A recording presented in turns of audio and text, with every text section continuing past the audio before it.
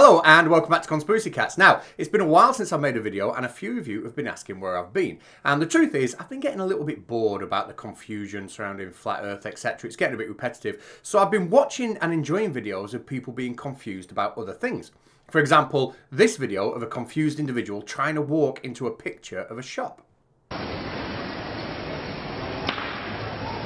And of course, I did enjoy the video of this confused flat earther trying to spell the word science. 1794. Almost there, buddy. Keep going. I also enjoyed watching the audience get confused as they were trolled by a sweet old lady while watching a game show. A slang word for money. Eva. Bitch. I enjoyed Kent Hovind being confused about who he actually was. I'm a football player. No, you're not, Kent. I'm pregnant. No, you're not, Kent. Am I really one of your children? No, you're not, Kent. Unfortunately, no. But it is time for you to disappear now because it is time to meet the second most confused flat earther on the internet. It's the second most confused flat earther on the planet. The second most confused flat earther on the planet. Yeah. Hey guys, I'm gonna prove to you that gravity doesn't exist. Okay, so he's going to prove to us that gravity doesn't exist, and I wonder how he'll do that. I wonder if he'll somehow collect, I don't know, data from the Grace satellite and show how it's flawed. I wonder if he'll take apart an accelerometer and show us how it really works. I wonder if he'll dismantle a gyroscope and show us what actually makes it precise. I really have no idea how he's going to do this, so please, how are you going to disprove gravity? With this cup. Sorry? With what? With this cup. Right, well, nothing if not ambitious, eh? So go ahead and show us how you're going to disprove gravity. With the green cup. Good luck. If I drop this cup, it will just go down. Right, well, I don't know about everybody else, but I am quite blown away by that. There's just one small problem, and that is, I really don't understand how that's supposed to disprove gravity. Maybe you could just elaborate a little?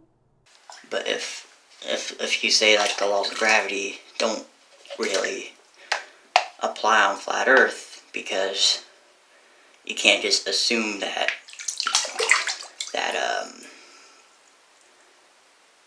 well, yeah, you just can't assume. There's just no such thing as just a fairy tale. Yes, it's a good job. It's really well done. Dad, I need $100. I told you I'm not your dad. Anyway, time to meet the world's #1 most confused flat earther. He's the first most confused flat earther on the planet. The first most confused flat earther on the planet. Yeah. Now this flat earther has been, how can I put it, totally useless in every aspect of every bit of content he's been putting out recently. I think that about sums him up. I mean, for example, there was this video in which he called me a liar. Conspiracy Cats is dishonest. Told you. But I let the fact that he called me a liar go because I know deep down he's just confused. But then there was this. Conspiracy Cats is making false claims. Oh, what a dishonest man. And I let that go also because even though he's claiming again that I'm somehow making things up and I'm a liar, I know deep down that he's confused. But then there was this. Cats is scared, he's running from me. I've got him on the ropes. But again, even though in these videos he's implying that I'm lying to people, I know deep down he's really confused. So I let it go. And then I saw this. Hello, I'm back. You're a deceiver, CC. A deceiver. I said a deceiver. Space exclamation mark. And here's another one for you. Hello, my name's Flatbrain, and basically what I'm saying in this post is that Conspiracy Cats must be a liar because he's spent time learning all the evidence that doesn't exist and has never existed and never will exist for Flat Earth. And because now he knows all the evidence that doesn't exist, never exists and never will exist for Flat Earth, he should accept the Flat Earth, but he doesn't, so he's a liar. And it was at that point, ladies and gentlemen, that I decided enough was enough. You see, I don't care anymore if somebody believes that the Earth is flat or if there's a dome. I'm honestly getting quite bored of the whole thing. But if you're going to call me a liar while simultaneously having the scientific understanding of a wet shoelace in a toaster, then I'm going to pull you up on it. And here was my invitation. Yes, after being told just how wrong he was by YouTuber Max Mac, Flatzoid decided to make the offer that if he is wrong, tell him why. So I will. Roll the intro. This is why Flatzoid is wrong, part 1. physics. Okay, right, here we go. It is a fact. I'm telling you now, it's a fact, according to physics, that we cannot have gas pressure without containment. We need a container. And believe me, I know, because I typed in the words gas pressure into Google, and one of the definitions had the word container in it. So, yeah, debunk that. And I'd like to welcome everybody back here at this point to Dunning-Kruger, or as John Cleese puts it, I think the problem with people like this is that they are so stupid that they have no idea how stupid they are. Of course, now some people reword this as maybe a little knowledge can be a dangerous thing, but essentially, once you learn a little bit about something, it's very easy to believe that you are far more competent or even an expert level when really you're just an absolute complete novice. That's Dunning-Kruger, and Flatzoid, he is at the peak of Mount Dunning-Kruger.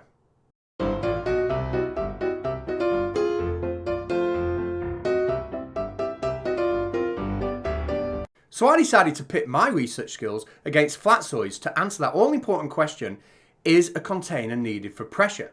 And where did I go to do my research? Well, the place where I get all my deep thinking questions answered. Google.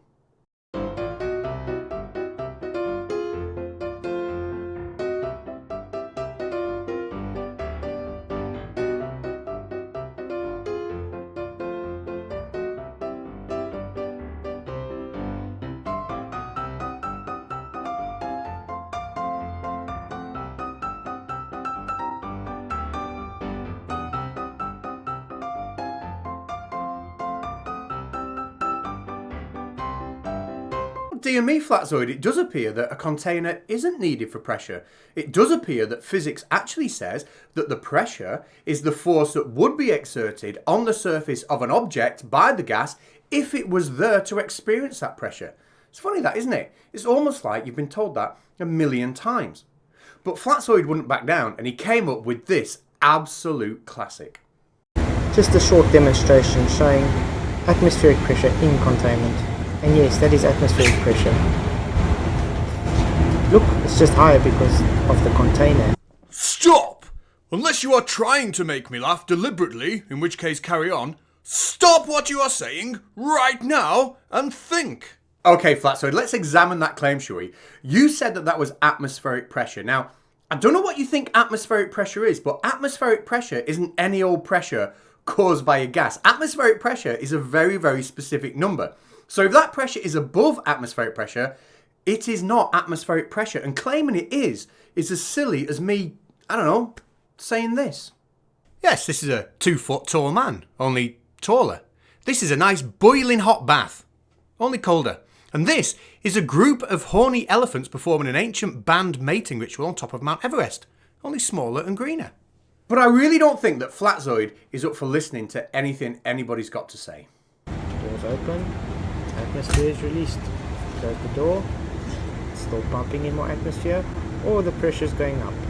Well, what a surprise. You open the door to a pressurized container and some of the gas escapes. It's incredible, isn't it? But don't let the fact that that is in no way analogous to our atmosphere bother you one little bit. Don't let the fact that we clearly have different pressures existing next to each other without a physical barrier in our pressure gradient atmosphere, don't let that concern you one bit. All right?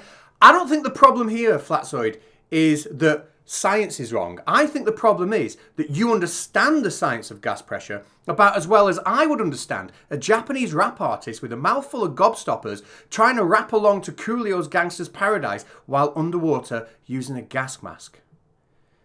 Yeah, I think that sums it up. Can eating spiders really turn you into Spider-Man? No, I don't think so. Oh, you noticed that from before, did you? Yeah, it was my little observation test. I wonder who else noticed. Anyway, what's next? This is why Flatzoid is wrong, part 2. Geometry.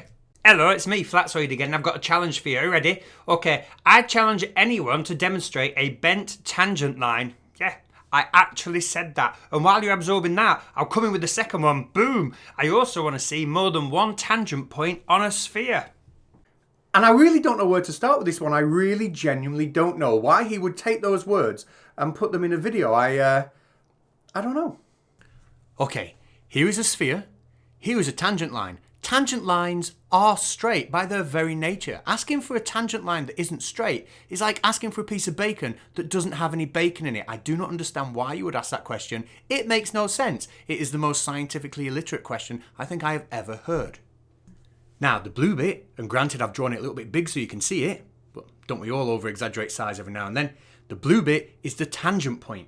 It's the point at which the tangent line touches the sphere. Look, here's another one. And another one. Why you would challenge someone to prove that there was more than one tangent point on a sphere, to me, is more confusing than actually completing that challenge. None of this was difficult to Google. Go get yourself a sphere, go get yourself a straight edge, and find as many tangent points as you can. That'll keep you busy. So I do hope that clears up your little geometry problem there, Flatzoid. Unless maybe your confusion come from somebody once telling you that a curve could be tangent to a point, or two circles could be tangent to each other. Maybe that's what you've inevitably misunderstood. Like in this secondary school maths problem where these circles are tangent to each other and you have to calculate the area of the shaded region. Now just to clarify, these circles are tangent to each other because they are touching each other at specifically just one point, the tangent point, of which there are an infinite number on a sphere. Right, now let's move on. I would eat a spider if it turns me into Spider-Man for sure. Yeah, you know, I'm really sorry for leaving stupid questions in your chat. You actually turned out to have a great stream. Sorry about that. And I've linked your channel in the description as a way of an apology. Please go and check him out. It was really, really fun interacting with him. And apologies, I do let myself down sometimes. Anyway, what's Flatzoid got next for us? This is why Flatzoid is wrong, part 3. Tidy kitchen. Ah yes, here, Flatzoid has taken a flat surface and poured some water on it. Now, we've got to look at this really careful, and I just wonder, is this going to be the super strong flat earth evidence that Flatzoid is convinced that I know about and am simply ignoring? I cannot wait. Right, well, I for one have absolutely no idea what I'm about to see, but he does sound very confident. It does sound as if he's found some sort of demonstration which is going to blow the idea of the earth being a sphere right out the water. But I'm not one to shirk from a challenge. Let it roll.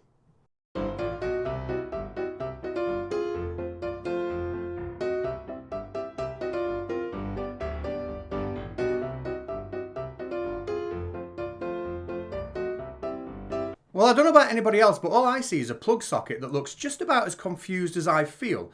I mean, I don't know why astronomers, geologists, seismologists, meteorologists, physicists, geophysicists, I don't know why any of them bother doing any real-world investigations or any analysis on real-world data. I don't know why they put in all those years of study when all they had to do from the start was film a plug socket over a slightly damp table.